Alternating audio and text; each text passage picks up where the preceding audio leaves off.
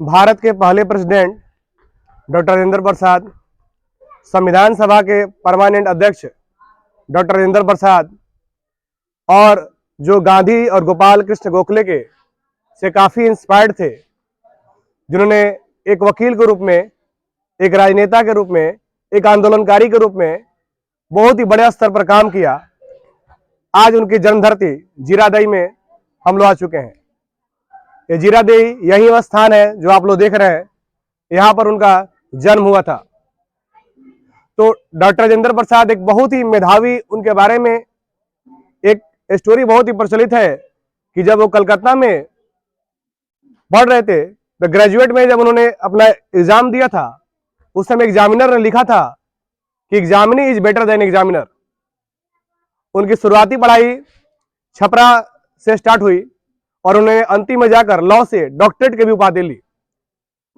भारत के बहुत ही होनहार और बहुत ही कुशल राजनेता, सभी लोगों के प्रिय थे और उनको महात्मा गांधी ने देश रत्न से उपाधि दिया था।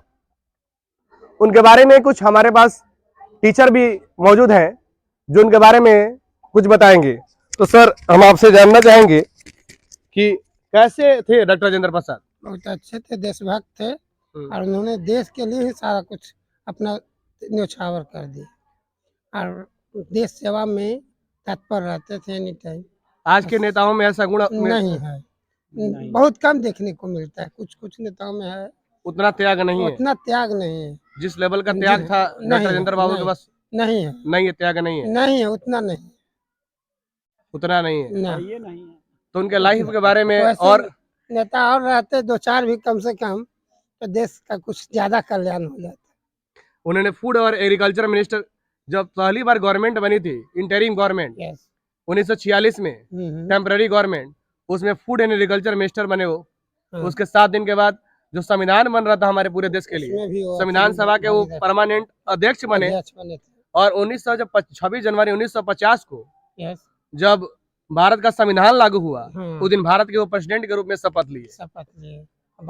और उन्होंने 12 साल तक 1962 तक भारत के प्रेसिडेंट के रूप में सेवा की, लोगों की सेवा की। और कहा जाता है कि बहुत ही मिलनसार व्यक्ति थे। तो उनके व्यक्तित्व के बारे में सर और क्या बोलेंगे? व्यक्तित्व उनका बहुत ज्यादा अच्छा था और मैंने बहुत ही प्रभावशाली व्यक्तित्व था, जिसके कारण बहुत सारे लोगों पर प्रभाव पड़ा, प्रभावित थे। यहाँ तक कि जवाहरलाल नेहरू भी उनसे बहुत ज्यादा प्रभावित थे। कहा जाता है कि उनके मृत्यु के बाद जवाहरलाल नेहरू भी ज्यादा दिन नहीं, दोनों में मैंने अच्छी दोस्ती। लेकिन एक और बात सर, कहा जाता है कि जवाहरलाल नेहरू भी उनको प्रेसिडेंट नहीं बनाना चाहते थे। हमें थोड़ा सा मालूम नहीं, उनको प्रेसिडेंट बनाना नहीं चाहते थे, हो सकता है, लेकिन हमको इस बात नहीं मालूम है। यस मालूम, लेकिन उनको मानते थे बहुत। जवाहरलाल नेहरू भी उनको बहुत ज्यादा मानते थे। अच्छे, मैंने कि देशभक्त हैं इसीलिए हाँ, देशभक्त थे। उन्होंने 1917 में महात्मा गांधी के साथ चंपारण में सत्याग्रह में पार्टिसिपेट किया, हिस्सा भाग लिए। और उन्होंने फिर रॉलेट एक्ट का भी विरोध किया। 1918 में रॉलेट एक्ट का विरोध किया। जब पंजाब में ये जालियांवाला बाग हत्याकांड हुआ था, उन्होंने उसका भरपूर विरोध किया। फिर 1930 में जाकर उन्होंने सिविल डिसिप्लिन मूवमेंट में सॉल्ट सत्याग्रह है, उसमें भी उन्होंने हिस्सा लिया। और बिहार से लोगों तरफ से स्वतंत्रता संग्राम पूरे अच्छे से हिस्सा लिए थे। इस इधर के नए संग्राम में 27 से इस सब में 42 से अंतिम तक रहे थे, इसीलिए तो वो भी सक्रिय नेता में थे। तब तो राष्ट्रपति का पद उनको दिया गया, क्योंकि अहम भूमिका थी उनकी। अहम भूमिका है राष्ट्रपति के पद का। बहुत ही योग्य व्यक्ति थे, बहुत वकील, बहुत बड़ा वकील थे, अच्छे लॉ से डॉक्टरेट किए थे, बहुत बड़े वकील। छोड़ दिए थे स्वतंत्रता संग्राम के चक्कर में ही, वकालत छोड़े थे और बहुत सारे त्याग किए थे अपने। और यहाँ तक थे कि अपना सरकारी काम करते थे, उसी समय लैंप जलाते थे सरकारी का, और जब अपना पर्सनल करते तो सरकारी लैंप को बुझा। बहुत अच्छा स्टोरी बता दिए। और अपना पर्सनल लैंप जलाते थे, ये भी सुनने कहानी। मैंने अपना पर्सनल लैंप जलाते थे। हाँ, जब अपना पर्सनल वर्क करते थे, अपना पर्सनल लैंप जलाते थे। यानी इतने ईमानदार। हाँ, इतने ईमानदार थे।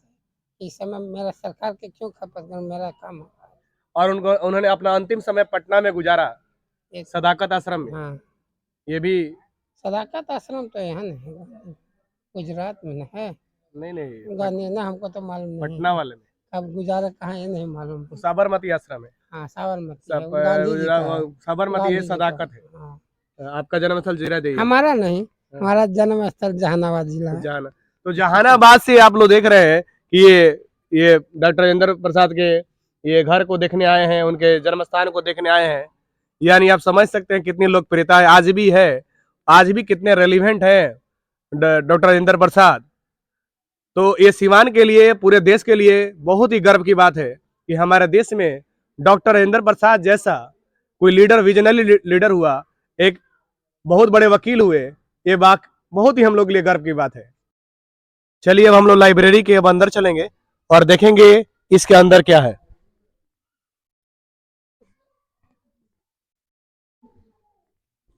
इस गेट से हम लोग एंटर करेंगे और आप देख रहे हैं कि इस समय लाइट की व्यवस्था यहाँ पर नहीं है, तो आपको थोड़ा सा डिम दिख रहा होगा, क्लियरली नहीं दिख रहा होगा, लेकिन यहाँ पर आप अच्छे तरीके से देख सकते हैं। यहाँ में जीवन का परिचय दिया गया है।